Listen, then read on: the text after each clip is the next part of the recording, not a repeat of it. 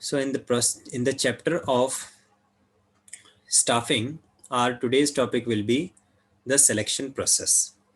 As we know that there are three aspects of staffing, or there are three elements of staffing: recruitment, selection, and training. Regarding recruitment, we studied yesterday the internal recruitment and external recruitment, and now today we will be discussing in detail the topic of selection process. There are certain steps in this process, and it starts from the selection process begins from, first of all, that is preliminary screening. What does preliminary screening mean? Preliminary screening is the first step in the selection process where it begins. When we perform the recruitment function. What does recruitment mean? Recruitment means search for the prospective employees by advertising in the newspapers, by asking for the existing employees for recommendations, and from contractors and from various sources. So whenever we open the vacancies, we receives n number of applications. Lot of applications are received. So at the first stage in the selection process, what we do, we undergo with the preliminary screening. Preliminary means the initial, screening means to check. Preliminary means the initial and screening means to check. It means उनकी applications को check किया जाता है whether they are eligible for the post or not. For example, suppose हमने एक vacancy open की है accountancy teacher के लिए, और एक मिस्टर एक्स से हमें एप्लीकेशन रिसीव हुई जिन्होंने बीएससी किया हुआ है, बैचलर ऑफ साइंस उन्होंने किया हुआ, यानी उनके पास जो डिग्री है वो साइंस फील्ड से है. तो प्रिलिमिनरी स्क्रीनिंग में हम उनकी एप्लीकेशन को रिजेक्ट कर देंगे, बिकॉज जो पर्सन साइंस फील्ड से है वो अकाउंटेंसी नहीं पढ़ा पाएगा.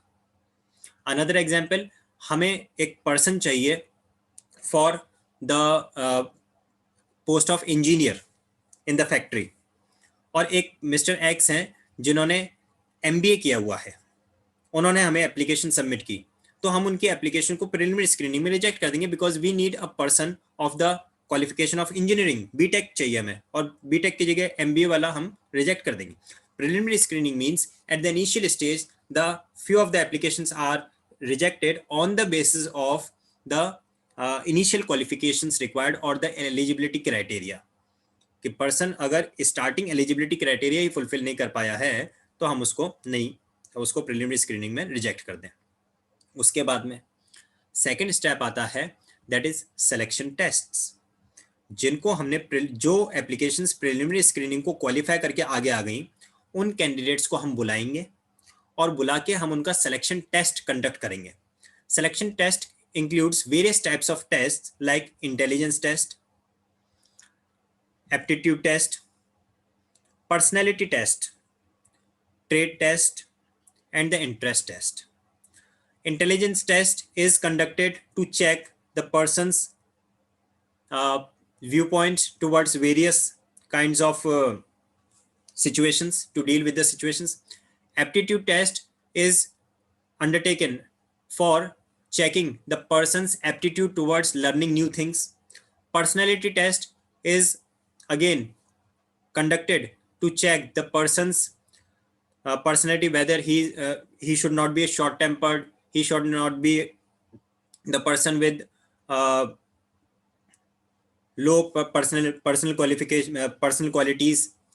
Trait test actually helps us to know the technical qualifications of the person or the technical skills of the person. जिस पोस्ट के लिए उसे हमने अपॉइंट किया है उस पोस्ट की उसे नॉलेज है या नहीं. And in the interest test, we just check that in which field the person is having an interest, so that we can allot the work accordingly to the person. So ये various tests हम conduct करते हैं. The employees or the candidates, not employees, the candidates who qualifies all these tests move for the third step in the selection process, that is employment interview. An interview is conducted for the candidates who have qualified the tests, and in that interview a panel is organized. The panel conducts a verbal interaction with an employee. In the selection test, verbal interaction was not there. Communication was in the written form or in the physical form like trade test है तो उससे person से कुछ काम करवा के देख लिया जाएगा इस तरह से. But in the employment interviews, the interview is a personal interaction between the employer and the employee, and it may includes the panel of interviewers. After that, the candidates who qualify the stage of interview also, we go for the fourth step, that is reference and background check. We need to check the background of these employees, of these candidates, so as to know whether these will be able to perform good for our organization or not. अगर कोई ऐसा candidate है जिसका हमने background check किया और पता चला कि जिस पिछली ऑर्गेनाइजेशन में से वो छोड़ के आ रहा है वहाँ से वो छोड़ के नहीं आ रहा है, बल्कि उसको वहाँ पे कुछ एम्बेजलमेंट के ऑफेंस के लिए वहाँ से निकाला गया था, तो उसका बैकग्राउंड ठीक नहीं है. अब एक ऑर्गेनाइजेशन में उसने अगर इस तरह का कुछ गलत फ्रॉड किया है तो वो हमारी ऑर्गेनाइजेशन में भी ऐसा फ्रॉड कर सकता है. So after interview we check the references and background of the persons. The people are asked to submit the names and contact numbers of two persons who can give their reference. जो होता है ना person के बता सके कि हाँ मैं इसको कई सालों से जानता हूँ और ये बहुत अच्छा गुड मॉरल कैरेक्टर बियर करता है, ये मेहनती इंसान है, इस तरह का जो बता सके reputed person. So that is references. And background check कि जिस ऑर्गेनाइजेशन से वो आ रहा है वहाँ से उसका रिव्यू लिया जाए. आप लोग भी अभी क्लास 12 के स्टूडेंट्स हैं. जिस दिन क्लास 12 आप पास आउट करके जाएंगे तो आपको आपके ट्रांसफर सर्टिफिकेट टीसी के साथ में एक सीसी भी मिलेगा, कैरेक्टर सर्टिफिकेट, जिसमें ये लिखा जाएगा कि पिछले 12 to 15 ईयर्स से जब से आप लोग स्कूल में हैं आप लोगों का कैरेक्टर कैसा रहा, आप लोगों का बैकग्राउंड कैसा रहा. इसके उसके बेसिस पे आप लोगों को कॉलेज में एडमिशन मिलेगा हायर स्टडीज के लिए. तो यही चीज होता है जहाँ पे कोई पर्सन एम्प्लॉयमेंट के लिए जाता है और सिलेक्शन प्रोसेस को में अपियर होता है, तो वहाँ पे fourth step reference and background check आता है. तो जिस पर्सन ने सबसे पहले प्रिलिमिनरी स्क्रीनिंग को क्वालिफाई करके सिलेक्शन टेस्ट दिए, सिलेक्शन टेस्ट में पास होने के बाद में इंटरव्यू फेस किया, इंटरव्यू फेस करने के बाद में अपना रेफरेंस एंड बैकग्राउंड भी अच्छा प्रेजेंट कर दिया, then he will move to the fifth step in the process of selection. Any questions to anybody till here? No, sir. Let us No, move sir. further. The fifth step in the selection process is selection decision. अब जो interview panel है या जो selection committee है या फिर जो employer है उसने देखा कि ये कैंडिडेट्स हैं जिन्होंने इंटरव्यू में भी अच्छा परफॉर्म किया, इनका बैकग्राउंड भी अच्छा है. Now finally they will take the decision regarding the selection of an employee के हमें 10 कैंडिडेट हैं, उन 10 में से 4 को चूज करना है, तो कौन से 4 होने चाहिए. The final selection decision will be made at the fifth stage. Selection decision is the fifth stage in the selection process. After that, the candidates who have been finally selected will be sent for the medical examination to check their medical fitness. वरना पता चला आज आपने appoint किया और the person was suffering from some chronic disease और 1 महीने बाद ही उस पर्सन की डेथ हो गई, तो आपको तो दोबारा से पूरा अपना रिक्रूटमेंट सिलेक्शन सारा वापस अंडरगो करना पड़ेगा. और एक पर्पस होता है मेडिकल एग्जामिनेशन का. कोई पर्सन ऐसा है जिसको कि ऐसी डिजीज है, कोई इमरजेंसी टाइम में हमें उसको मेडिसिन देनी पड़ सकती है. For example the person is asthmatic, the person is a heart patient, a person is diabetic. तो उस सिचुएशन में जब तक उसका मेडिकल बैकग्राउंड हमें नहीं पता होगा तो कभी कैजुअलिटी हो जाती है, तो हम उसको इमीडिएट फर्स्ट एड नहीं दे पाएंगे. तो इस पर्पज से भी मेडिकल एग्जामिनेशन करवाया जाता है. The persons after medical examination are given job offers. The candidate is given job offer, जिस जॉब ऑफर में ये लिखा हुआ होता है that you have been selected and offered this particular post with this salary. If you are ready to join us, kindly submit your joining consent. और अगर उस जॉब ऑफर को वो पर्सन एक्सेप्ट कर लेता है तो वो कॉन्ट्रैक्ट ऑफ एम्प्लॉयमेंट बन जाता है.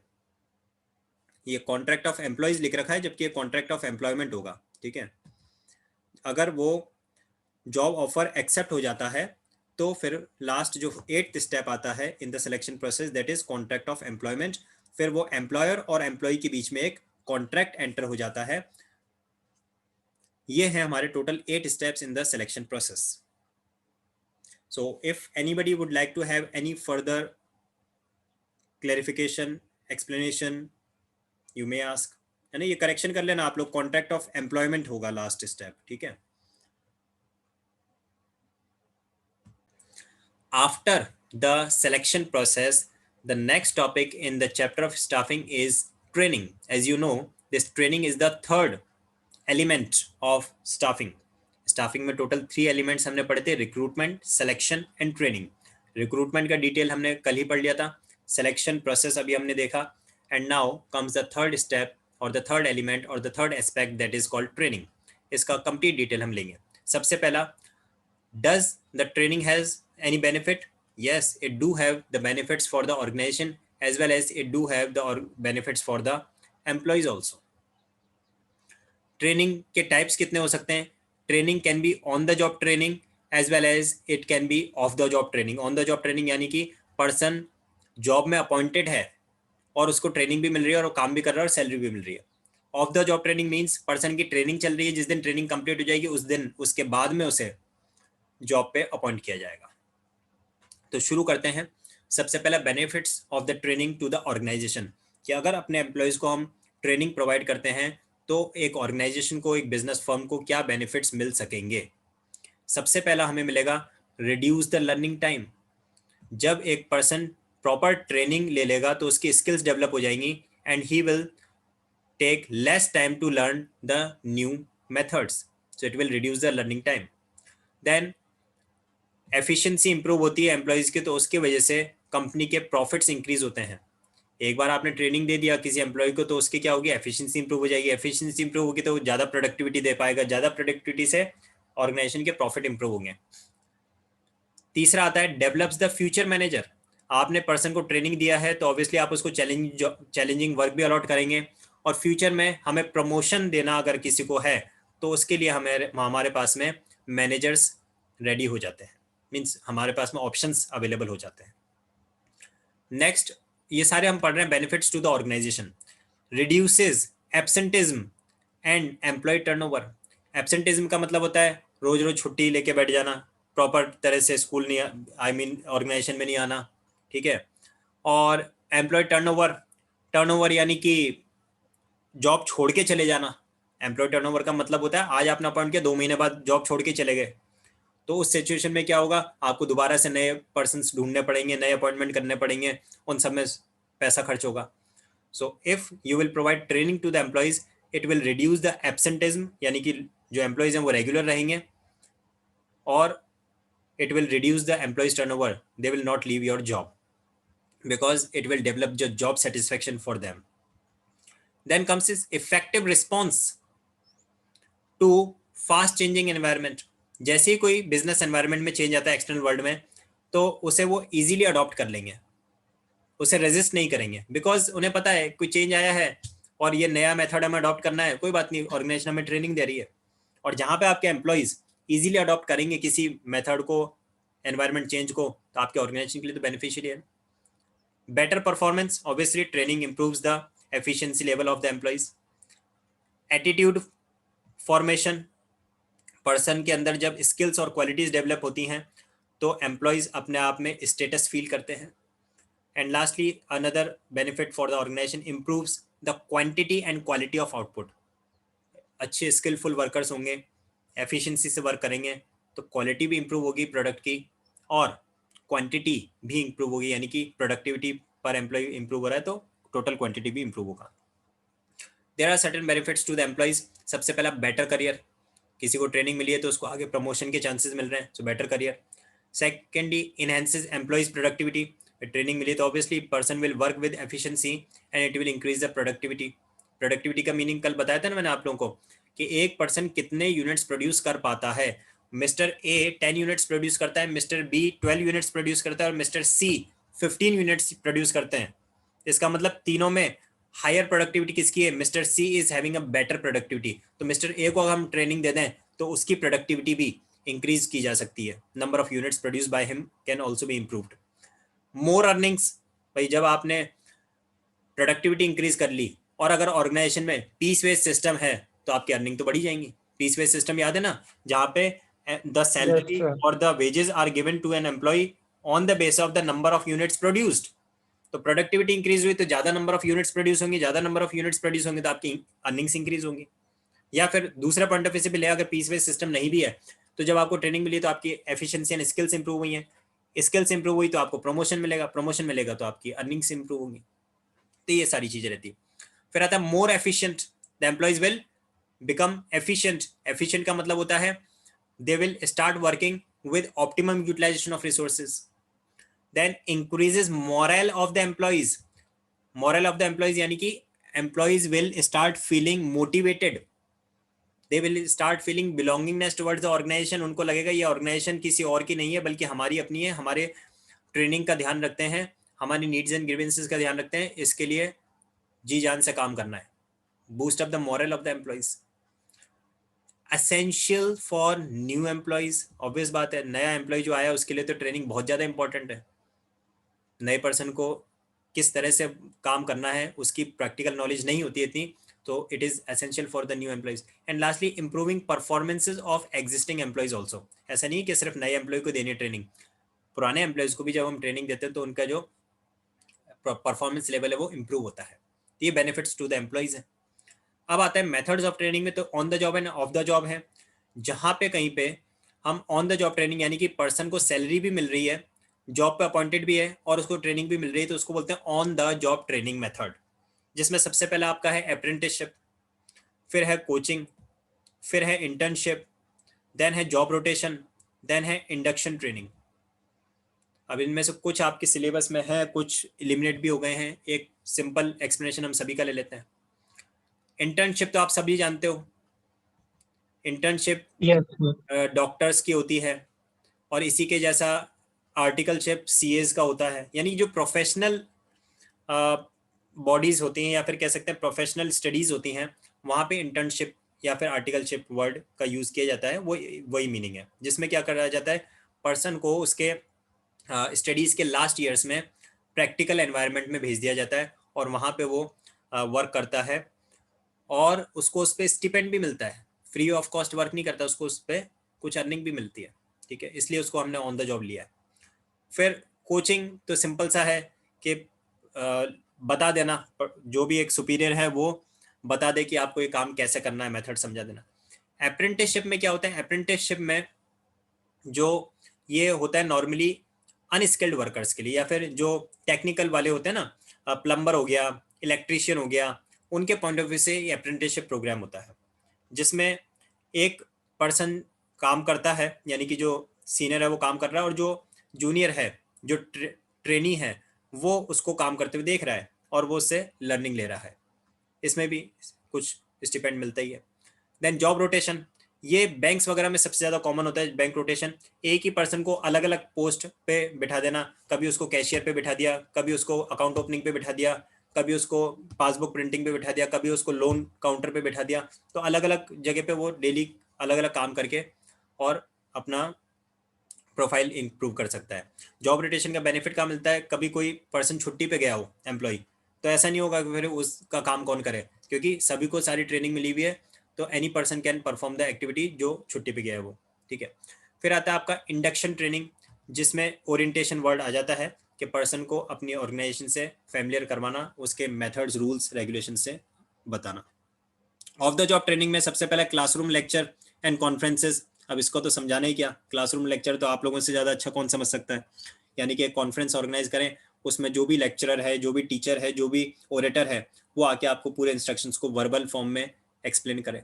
फिल्म्स दिखाना, कई बार कुछ ट्रेनिंग का जो प्रोसेस है वो फिल्म्स के थ्रू भी होता है, यानी कि मूवीज़ या फिल्म्स बना दी जाती हैं उस मेथड को एक्सप्लेन करने के लिए। नॉर्मली ये कहाँ यूज़ होता है, जैसे कि जो विलेजेस हैं, विलेजेस में लोग पढ़े लिखे कम होते हैं, ऐसा नहीं कह रहा हूँ कि मैं होते ही नहीं है, but literacy rate is low in the villages. अब वहाँ पे आपको अगर कोई चीज़ अप्लाई करवानी है, फॉर एग्जांपल आपको कोऑपरेटिव सोसाइटी का कॉन्सेप्ट समझाना है, ऐसे आप समझाएंगे तो उनको बहुत सारे टर्म्स समझ में ना आए शायद, बट आप उसको मूवी या फिल्म के थ्रू दिखाएंगे तो उन्हें समझ में आ जाएगा। तो एक फिल्म्स वाला भी एक कॉन्सेप्ट रहता है ऑफ द जॉब ट्रेनिंग का। केस स्टडीज, जैसे कि आप लोगों के सिलेबस में भी इंक्लूडेड है केस स्टडीज, कि पर्सन को एक सिचुएशन दे दी जाएगी और उसे सोचना होगा कि अगर मैं इस प्रैक्टिकल वर्ल्ड में होता, ये सिचुएशन मेरे सामने आती, तो मैं क्या डिसीजन लेता। वो होती है case studies. Computer modelling, computer modelling में कंप्यूटर मॉडल प्रिपेयर कर दिया जाता है, स्टेप बाय स्टेप वो सिखाता जाता है। जैसे कि आपने 5 स्टेप्स हैं किसी मेथड के, तो पहला मेथड आपने कंप्यूटर पे देखा, उसके पूरा स्ट्रक्चर को देख लिया, उसको आपने परफॉर्म किया, तब वो सेकंड मेथड बताएगा आपको, फिर वो थर्ड स्टेप बताएगा, फिर वो फोर्थ स्टेप बताएगा। यानी कंप्यूटराइज्ड वे में होगा, वहां पे किसी पर्सन को समझाने की जरूरत नहीं होगी, ऑटोमेटिकली स्टेप बाय स्टेप आप कंप्यूटर के थ्रू सीख सकेंगे। एक होता है वेस्टिब्यूल ट्रेनिंग, काफी अच्छा इंटरेस्टिंग होता है। इसमें एक डमी प्रिपेयर कर दिया जाता है, जो रियल वर्क एनवायरनमेंट है बिल्कुल उसके जैसा, लेकिन डमी है, डुप्लीकेट है। और ये वेस्टिबल ट्रेनिंग मोस्टली कहाँ पे यूज आता है, जहां कहीं पे भी बहुत एक्सपेंसिव और you can say dangerous machines के साथ वर्क करना हो, कि अगर पर्सन ने थोड़ी सी भी गलती की तो उसका एक्सीडेंट हो सकता है, उसके लिए हैजार्डियस हो सकता है। तो ऐसी मशीन्स पर जब वर्क करना हो तो हमें पहले वेस्टिबल ट्रेनिंग देनी होती है, यानी कि डमी के ऊपर वर्क करवा के देखो पर्सन को, और फिर वो सही वर्क करे तब उसको आप रियल एनवायरनमेंट में उतारो। ये वेस्टिबल ट्रेनिंग का तो है ना, आप लोगों ने अगर कहीं टीवी वगैरह में देख सकते हैं आप लोग, ट्रेनिंग जो सॉरी ट्रेनिंग है, ड्राइविंग स्कूल्स जो होती हैं, वो ड्राइविंग स्कूल्स भी आजकल इसी तरह से देती हैं ट्रेनिंग, वेस्टिबल ट्रेनिंग के थ्रू। जो रोडवेज के ड्राइवर्स वगैरह होते हैं उनको भी ट्रेनिंग वेस्टिबल ट्रेनिंग के थ्रू दी जाती है, रेलवेज में, रोडवेज में। एंड इवन अगर हम लोग भी टू व्हीलर फोर व्हीलर से, टू व्हीलर तो नहीं बट फोर व्हीलर चलाना सीखना चाहें तो उसके लिए कुछ वेस्टिबल ट्रेनिंग सेंटर्स भी होते हैं, जहां आपको एक ही सीट पे एक ही रूम में बैठे रहोगे, लेकिन ऐसा लगेगा जैसे आप रोड के ऊपर कार ड्राइव कर रहे हैं। तो वर्चुअल सीन क्रिएट कर दिया जाता है। And last is programmed instructions, आपको प्रॉपर जो भी वर्क करना है, किस स्टेप बाय स्टेप जो आपको राइटिंग में दे दिए जाएं, उन इंस्ट्रक्शंस को आपको फॉलो करते जाएं। तो ये है आपके of the job training method. Here we end up with the chapter of staffing because this next topic of HRM, Human Resource Management Department वाला टॉपिक अपने सिलेबस में से 2021 एग्जामिनेशन के लिए एलिमिनेट कर दिया है। तो अपना ये यहाँ पे कंप्लीट होता है चैप्टर स्टाफिंग का, because this was the last topic. और जो नेक्स्ट है हमारा वो आ रहा है directing. So this we will continue in our tomorrow's class. If anybody would like to ask any sort of doubt, queries, difficulties, confusions, may ask.